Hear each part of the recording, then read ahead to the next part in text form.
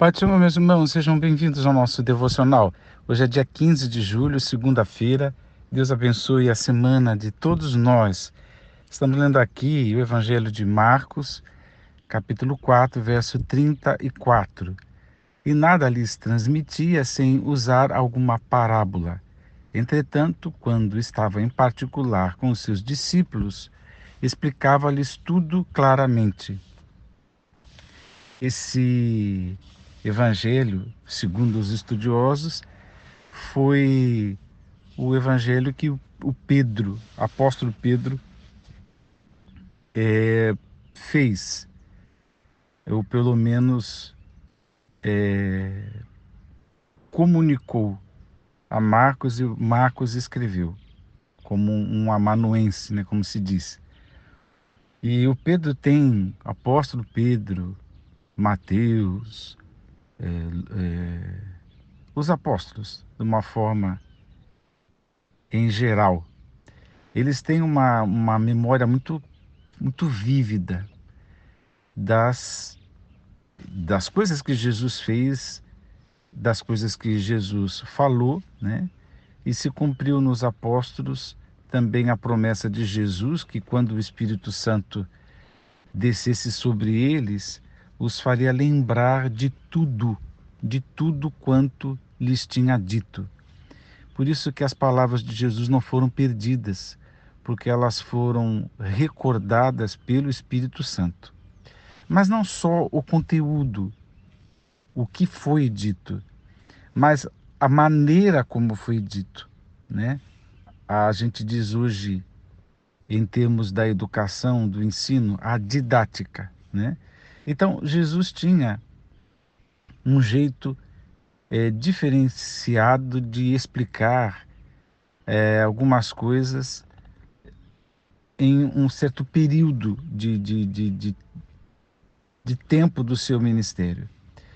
Teve sermões mais abertos, dirigidos assim, aonde cada um poderia se apropriar, né?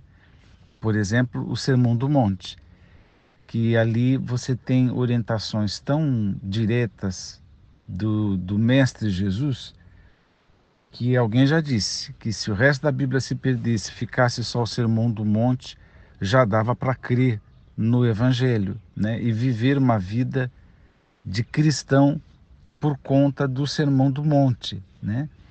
Mas Jesus não fez só o Sermão do Monte. Jesus, por onde passava, ensinava, né?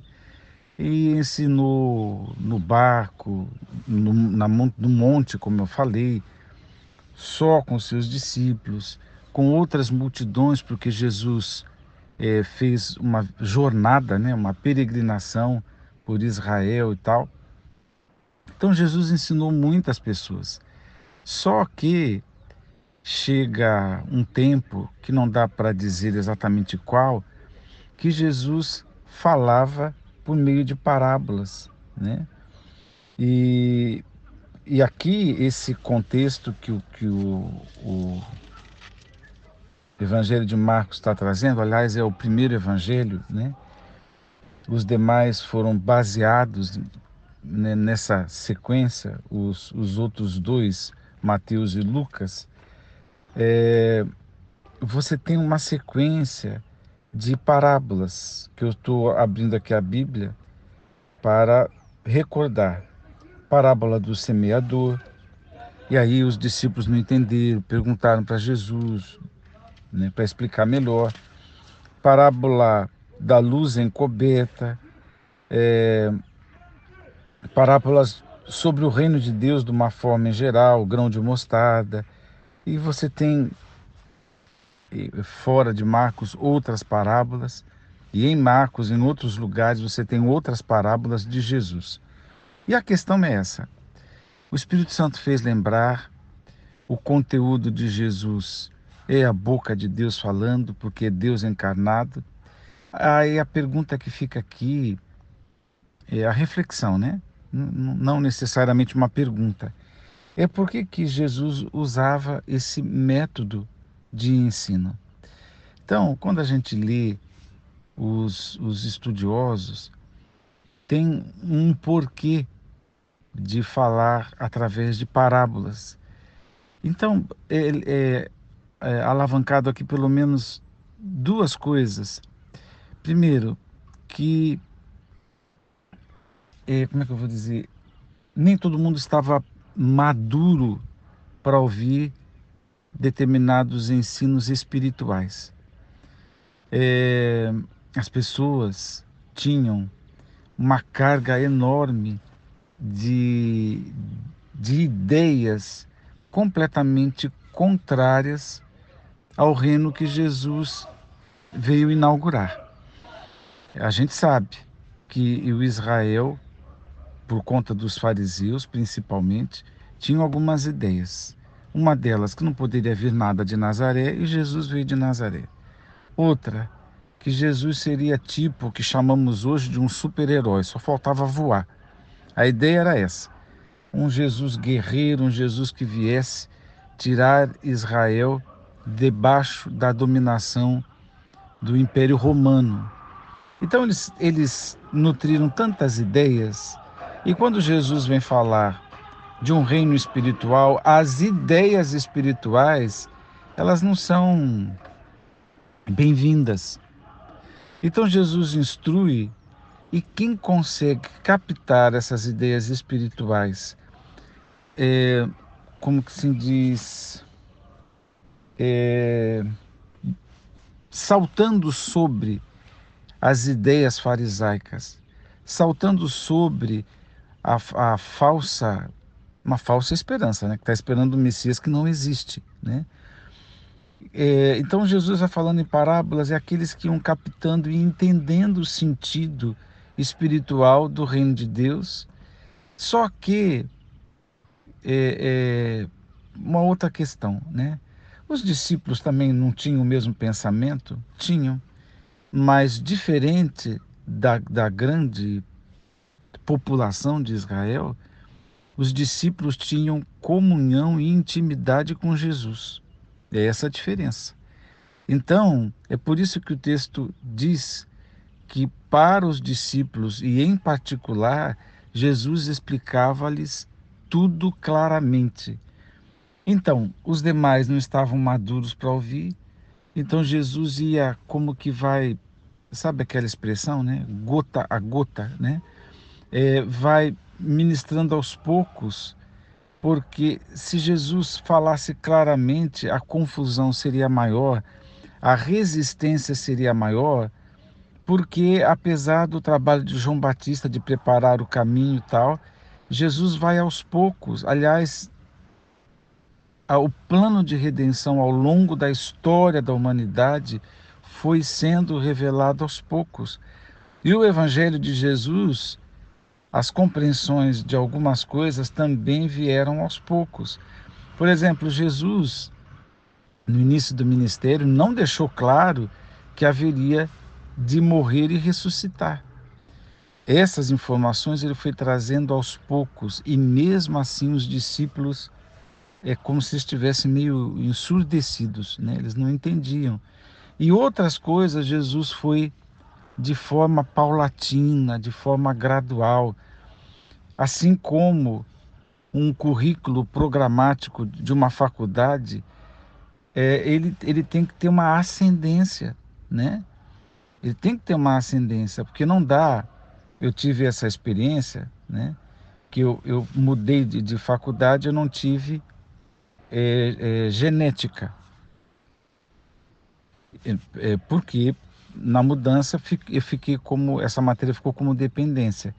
E aí eu caí, porque eu estava mais de 30 anos sem estudar, essas noções de genética se perderam, né? Aí eu chego, pulei, portanto, genética, e caí de cara na psicofarmacologia, né? Que a professora não vai atrás de me explicar o módulo que eu não tive, o módulo que eu digo, a disciplina que eu não tive, né?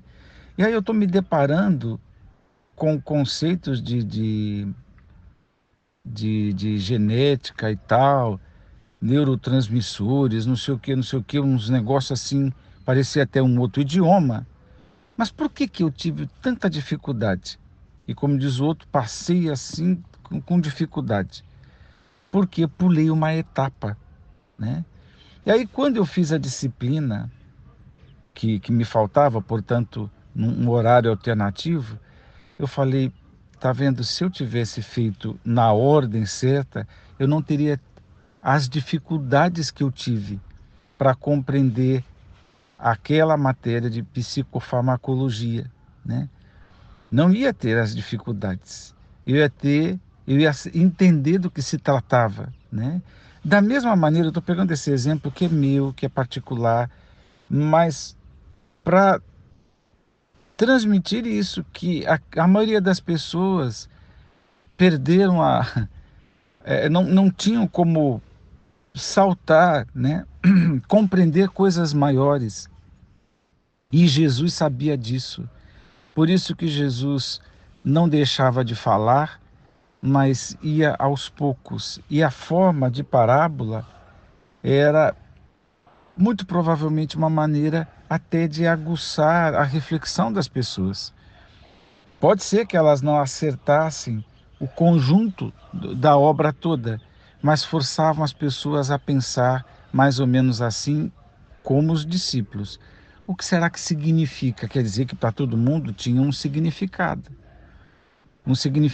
a pensar.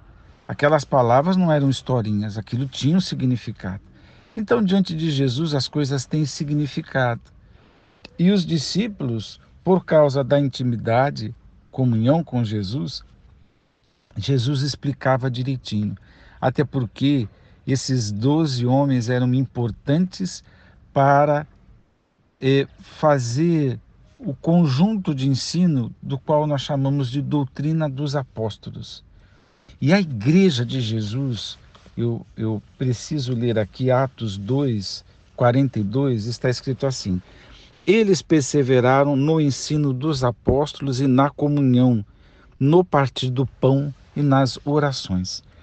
O que é esse ensino dos apóstolos, senão a tudo aquilo que o Espírito Santo recordou com as devidas explicações que Jesus deu e com ligando agora todos os pontos, né?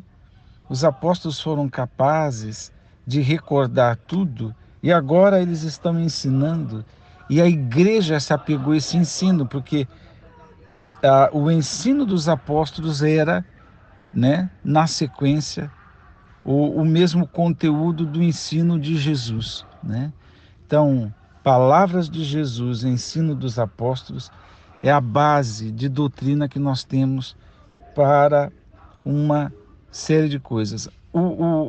Para a vida cristã, o apóstolo Paulo veio depois, mas ele recebeu do Senhor no período que passou lá nos desertos da Arábia, aprendeu de Jesus coisas que ele não ouviu de Jesus, aprendeu com o Espírito Santo uma série de verdades e ele explicou a realidade do dia a dia do cristão e tudo mais por orientação divina, não por andar na companhia de Jesus, mas por ter uma instrução de Jesus pelo Espírito Santo. Então, todo o Novo Testamento, o ensino dos apóstolos, e agora incluindo Paulo, serviu para dar a nós o ensino que precisamos. Então, agora, as coisas ainda permanecem assim. Se você conversar com alguém não cristão, ele tem tantos argumentos contra a palavra de Deus e ele pensa tanta coisa diferente de Jesus que você também precisa ir aos poucos. Osmar, significa que eu vou falar por parábolas? Não necessariamente. Mas você vai anunciando, anunciando, entendendo as barreiras que a pessoa tem que saltar, né? A dificuldade porque ela cresceu debaixo de uma tradição, me permita dizer, debaixo de uma mentira, debaixo de uma coisa que é uma contradição em relação à palavra de Deus, um antagonismo, né? Um aprisionamento cognitivo. né, uma ignorância espiritual, um distanciamento das verdades da palavra de Deus. E a gente tem que entender que a gente tem que fazer igual a Jesus e aguçando a curiosidade, colocando as pessoas para refletir, fazendo com que as pessoas ponderem para mais e além, assim como Jesus fazia. Deus nos abençoe nessa tarefa. E aqui fica uma ligeira explicação do porquê que Jesus usava as parábolas. E fica para nós, os que creem, o desafio de que, da mesma forma como Jesus clareava para os discípulos, porque eles seriam os doutrinadores amanhã, né? Por outro lado, Jesus o fazia por causa da intimidade. Então, fica o desafio para nós. Não pode haver palavras enigmáticas, difíceis demais, escondidas demais, porque nós somos aqueles que também têm comunhão com Jesus. E hoje, compreender o que ainda não foi compreendido significa comunhão com Jesus, mas também comunhão com as Escrituras, né? Porque tudo já foi explicadinho, né? Não está mais parabólico. Até as parábolas temos as explicações. E por sermos íntimos de Jesus, cabe a nós sermos íntimos também do ensino dos apóstolos e das Escrituras de forma em geral. Então nós não somos aqueles que precisamos ficar com um ponto de interrogação, né? Passamos dessa fase. O mundo não, mas nós já passamos dessa fase porque temos comunhão com Jesus.